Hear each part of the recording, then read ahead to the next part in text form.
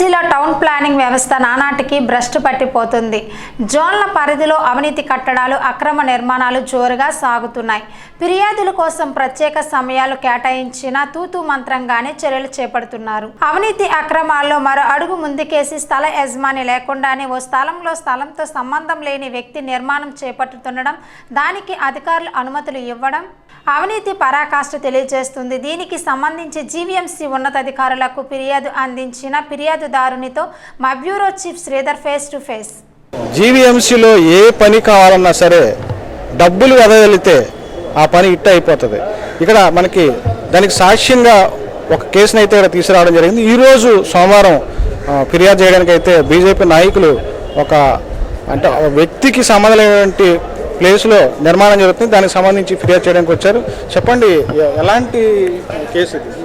ఇది ఎలాంటి కేసు అంటేనండి, 1986లో ఒక అతను పట్టా ఇచ్చారు. అతను ఇంకో అతనికి అమ్మేశారు. అమ్మేసిన తర్వాత అతని దగ్గర మరి అతను కొనుక్కున్నారో ఏం చేశారో తెలియదు.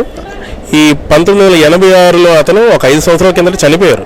అతని పేరు మీద బిల్డింగ్ అప్రూవల్ తెచ్చారు. ఆధార్ కార్డు నెంబర్ ఒకటి, బిల్డింగ్ అప్రూవల్ ఒకటి, అది కూడా 30 అడుగుల కనెక్టివిటీ రోడ్డు చూపించారు. కొండవల ప్రాంతాల్లో అసలు 30 అడుగుల రోడ్డు అనేది ఎక్కడ లేదు. అలాంటి రోడ్డుని చూపించి G+2కి ప్లాన్ అప్రూవల్ తెచ్చుకున్నారు. చనిపోయినోడి పేరు మీద ప్లాన్ అప్రూవల్ వస్తుందండి ఎక్కడైనా?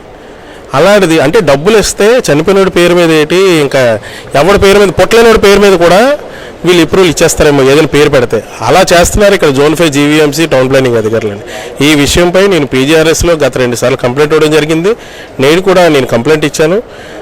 ఇప్పుడు కనుక యాక్షన్ తీసుకోకపోతే నేను డెఫినెట్గా న్యాయస్థానాన్ని ఆశ్రయిస్తాను. ఎందుకంటే స్థానిక ఎమ్మెల్యే గారి పేరు చెప్పుకొని ఇలాంటి తప్పుడు పత్రాలతో బోల్డ్ బిల్డింగ్లు కడుతున్నారు.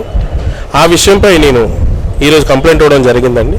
అదే అంటే ఇది ఒక్క జోన్లోనే జరుగుతుందంటే మిగతా జోన్లో కూడా ఇదే విధంగా ఉన్నదా?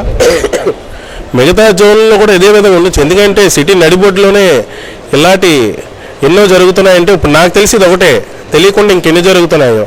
అలాంటివన్నిటికి టౌన్ ప్లానింగ్ అధికారులకు మరి కలెక్టర్ గారు కానివ్వండి, జీవీఎంసీ కమిషనర్ గారు కానివ్వండి, వాళ్ళపై ఎటువంటి వెయిట్ వేస్తారనేది నేను వేచి చూస్తాను. లేదంటే నేను డెఫినెట్గా నేను కోర్టుకు మాత్రం ఆశ్రయిస్తాను. అంటే నిన్న ఆదివారం కూడా జోన్ 4లోనే ఒక 2 బిల్డింగ్లు ఎక్స్టెన్షన్లు కొట్టినట్టుగా మనకి వార్తల్లో వచ్చే సమాచారం ఉంది. అంటే వాళ్ళు జెన్యున్గా వెళ్తున్నట్టుగా వాళ్ళు చెప్పుకొస్తున్నారు. అంటే మీరు చెప్పి చూస్తే డిఫరెంట్ కేసు ఇది. అంటే ఎలాంటి బిల్డింగ్లు కొడుతున్నారు? కొన్ని బిల్డింగ్లు అయితే అసలు కొట్టట్లేదు. అసలు ఫిర్యాదులు ఇచ్చినా సరే నోటీసులు ఇచ్చి ఆగిపోతున్నాయి. కారణం ఏంటంటే అంటే ప్రజాప్రతినిధులకు సంబంధించి ఎక్కువగా ఒత్తిళ్ళు ఉన్నట్టుగా చెప్తున్నారు. అంటే ఎలాగుందంటేనండి, ఇక్కడ ముందు నుంచి గుండు సూదు పోలేరు, వెనకాతల నుంచి ఎన్నికలలో పట్టుకెళ్ళిపోవచ్చు అని ఒక సామెత ఉంటుంది. బయటికి కనిపించేవే చేస్తున్నారు, లోపలికి బోల్డ్ ఉన్నాయి. ఇలాంటివన్నీ కూడా అందరి అధికారులని కాదు, కొంతమంది అధికారులు అయితే ఇలాంటి తిమింగళాలు ఉన్నాయి, అవినీతి తిమింగళాలు. మెయిన్ జోన్ 5లో టౌన్ ప్లానింగ్ సంబంధించి తిమింగళాలు చాలా ఎక్కువ ఉన్నాయి. వాటిలన్నింటిని కూడా దయచేసి పట్టుకోండి, వాళ్ళపై వేటు వేస్తారని అధికారులు మేము కోరుకుంటున్నాం. చూశారు కదా, జీవీఎంసీలో జరుగుతున్నటువంటి భాగవతం.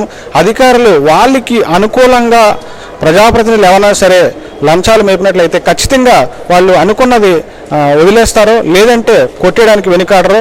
నిన్ననే 2 భవనాలని ఎక్స్టెన్షన్ ఉన్నాయని చెప్పేసి నేలమట్టం చేయడం జరిగింది.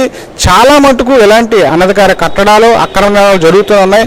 ఇప్పుడు ఈరోజు బీజేపీ నాయకుడు ఫిర్యాదు చేశారు, ఇలాంటివి మరెన్నో ఉన్నాయని చెప్తున్నారు. ఈ అవినీతిని ఖచ్చితంగా జీవీఎంసీ కమిషనర్ ఆపాల్సిన అవసరం ఎంతైనా ఉన్నది. కెమెరామెన్ శ్రీనివాస్తో శ్రీధర్, SVN న్యూస్.